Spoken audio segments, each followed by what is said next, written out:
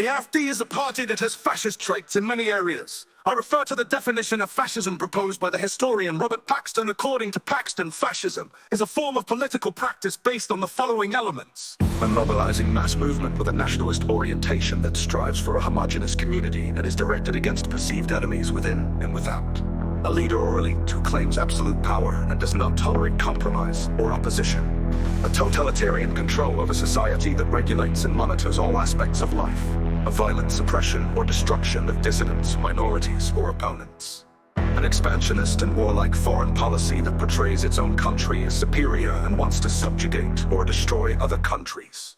So how does the AfD fit into these criteria? Let's look at some examples.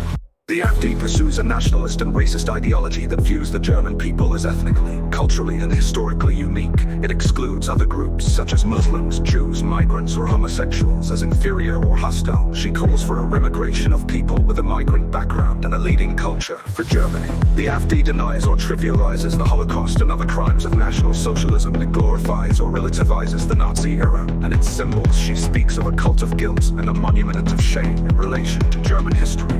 She calls for a 180-degree turnaround in memory policy.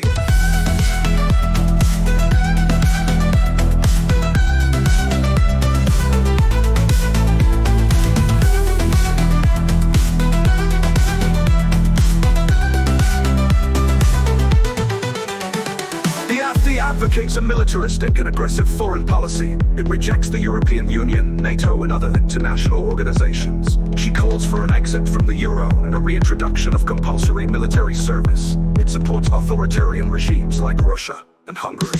These examples clearly show that the AfD fulfills many elements of fascism. This does not mean that all AfD members or voters are fascists, but it does mean that they support a party that has fascist tendencies. This is dangerous for democracy and human rights in Germany and Europe. I hope this track helps raise awareness of the danger posed by the AfD. We must not allow fascism to spread again. We must work for an open, diverse, and solidarity-based society.